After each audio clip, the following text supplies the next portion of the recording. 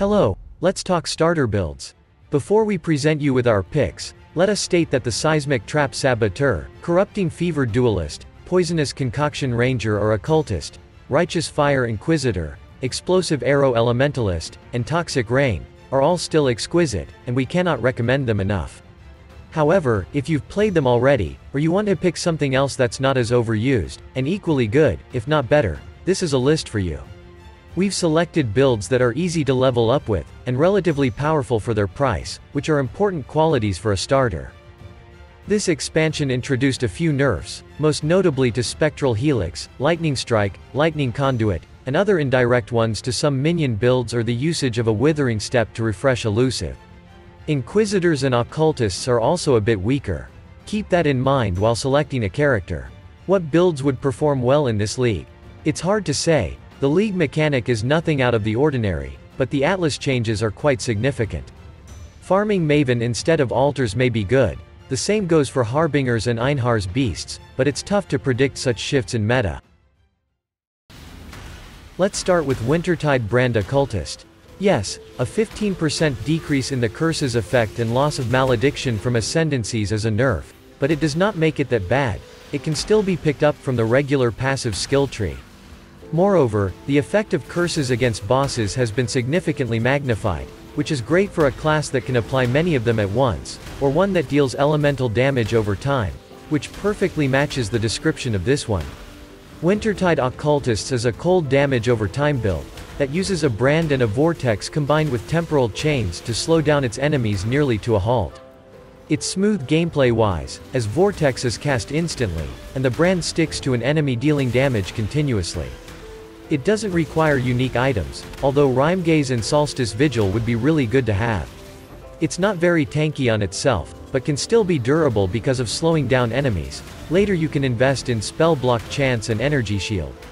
This one is probably the most popular and well-rounded build on our list. We can safely recommend it to everyone. The next one is the Stormbrand Inquisitor. This ascendancy performs exceptionally well lately, but this patch is barren in upgrades. The major buff to all curses won't affect a class that already penetrates all elemental resistances via Inevitable Judgment, and that would be a shame, if not for the fact that it uses predominantly an Assassin's Mark anyway. Highest Path Keystone is weakened, it no longer upgrades the Consecrated Ground. Despite that, the overall performance of Inquisitor stays more or less the same. Elemental damage and critical strikes are the main characteristics that define this class, so a Stormbrand is a perfect fit. You can easily grab the Runebinder Keystone that almost doubles your damage against bosses, not to mention the overabundance of lighting damage and brand nodes right outside Templar's starting location on a skill tree. The clear speed with this skill is great, as the brands will target adjacent enemies but also jump from one to another each time they activate.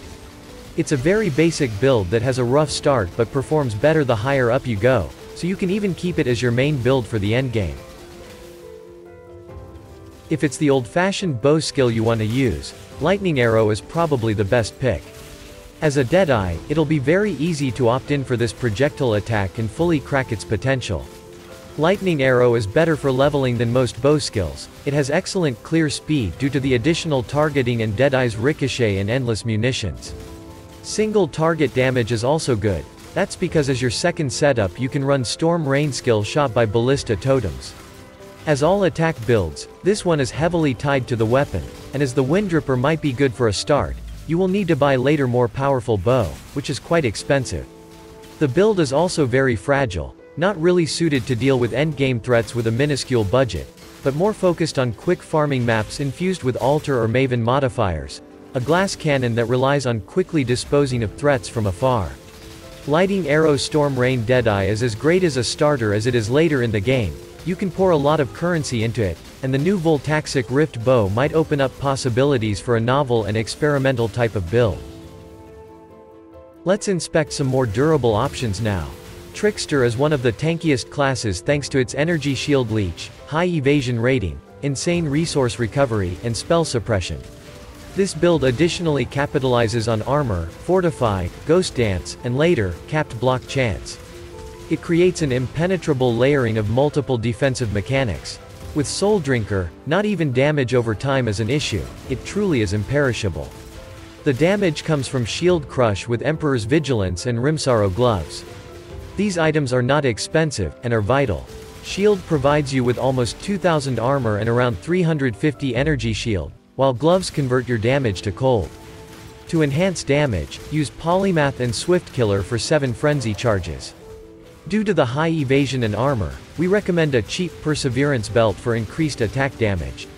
Other cheap unique items to look for are Alpha's Howl, the Taming, Yoke of Suffering, Taste of Hate Flask, and Seething Fury, now Corrupted Jewel. The build struggles a bit at low levels, but quickly catches up once you equip your shield. Absolution Necromancer is an established way to kickstart a minion build at early levels, but why stop there? It's a quite good spell that creates Sentinels of Absolution in a fashion similar to Dominating Blow. It deals half-converted lightning damage with the initial hits, and with minions, that can carry you beyond yellow maps. Initially, you will invest in spell damage, but that quickly becomes obsolete as Absolution's damage gets overshadowed by that of minions. To summon the initial batch of self-sustaining sentinels, you will simply need to slay the first few enemies after hitting them with a spell, which might as well kill them straight away because the damage of the spell you're casting is supported by the same gems the minions are using. As a necromancer, you will of course use multiple other minions for damage and utility purposes. It's also important to mention that changes to the Kingmaker's drop rate. It's a popular weapon to put on a Spectre, but it may be inordinately expensive now, nerfing all minion builds. If you, however, despite all the recent changes, enjoy the minion playstyle, it's a pick worth recommending. You simply cannot ignore Bane Occultists in a patch that introduces major changes to curses. It's quite a popular and well-received build that historically always struggled in the high end without many investments, but it might just change now. Bane works super well with a multi-curse setup, as it gains a lot of damage for every curse it inflicts. Changes to the Despair curse look pretty grim on paper, but the significantly improved effectiveness of curses on bosses cannot be overlooked. It's also overshadowed by enormous buffs to defensive curses, as they are now a very potent layer of defense. There is one thing that didn't change compared to the past versions. You simply can't use this spell on its own to deal with bosses. You will need a second setup to do that, which might be a major turnoff for some players. Thankfully, Soul Rend's damage was buffed by over 20% in the last patch, making it a very potent skill that synchronizes very well with Bane. Occultist's distinguishing feature is still there. Profane Bloom's explosions will greatly help you with your clear speed. This build is very flexible when it comes to gear choices, making it a great pick to start the league with. Now it's time for a build that requires no introduction, Seismic Trap Saboteur. This time, however, we are recommending a poison variant. The major buff this skill has gotten in the new patch is quite a sneaky one. It's actually a bug fix to the poison mastery that was incorrectly reducing the duration of poisons. This build also uses a second damage setup, but this time, it's the other way around. You will use the Seismic Trap to quickly kill unique and rare enemies, but for most of your clear, you will be using Exsanguinate with the trap support. Paired with additional chains, it's an extremely good spell to quickly kill whole packs of monsters and then some more. The natural safety of the trap playstyle is augmented by many mechanics, such as defensive auras, shock immunity paired with the blind aura from Saboteur Ascendancy, and easy access to spell suppression. The Deerstalker boots are a very common drop, giving you quick access to a 5-link setup. Thanks to the Divination card introduced in the previous expansion, the Cold Iron Point, your best-in-slot weapon, is also quite easy to get. Overall, this build has many stepping stones with its gear upgrades, making it very pleasant to progress. Coming up next, Rage Vortex is a great candidate to replace Spectral Helix in the pseudo-melee meta.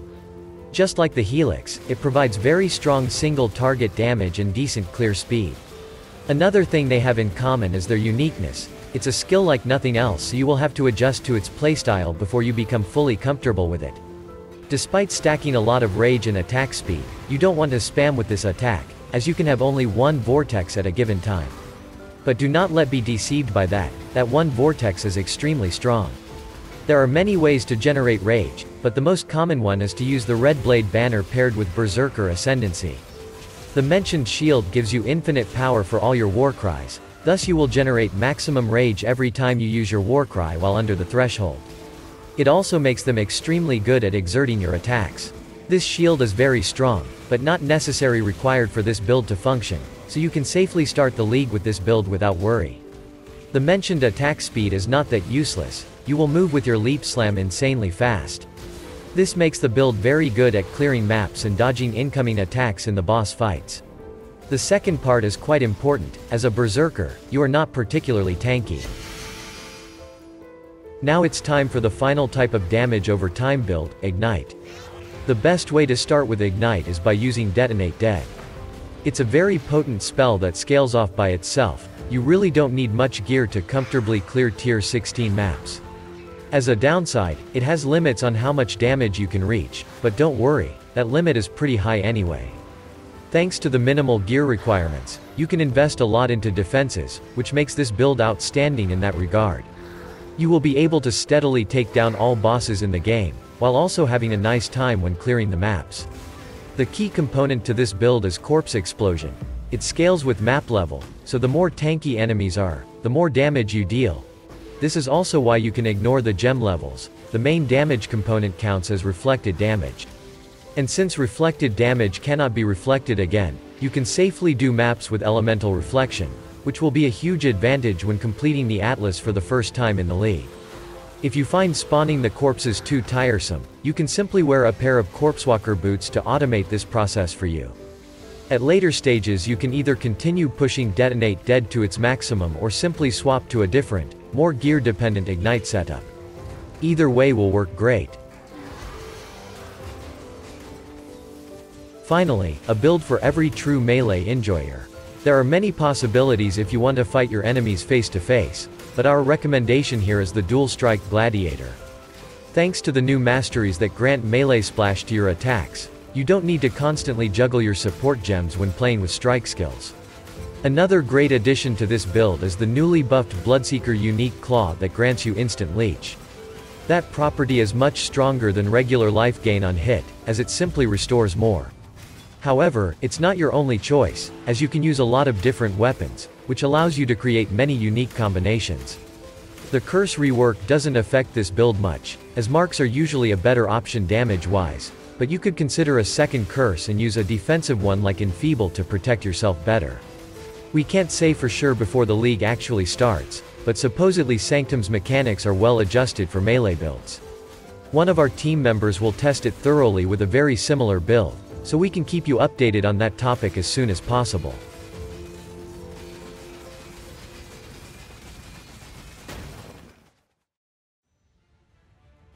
All the builds, and the ones included in the beginning too, are available on our website. Links can be found in the description of this video. We will try to have them all up and ready for the current patch so that you can start with them on day one. Let us know if there's a build you'd like to see too, we might have it.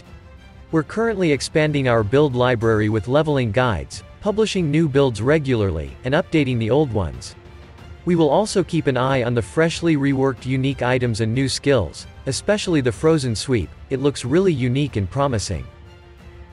We tried to condense a lot of information here, but if you haven't read the patch notes, we encourage you to do so to avoid unpleasant surprises. But generally, the pageant of meta starter builds stays in the exact same spot as it was a league ago. If you enjoy this type of content, subscribe to the channel. At the end of the league we usually publish some off-meta niche stuff that you might find interesting. Your suggestions are an integral part of our channel, and so we heavily encourage you to leave feedback in the comments. Good luck.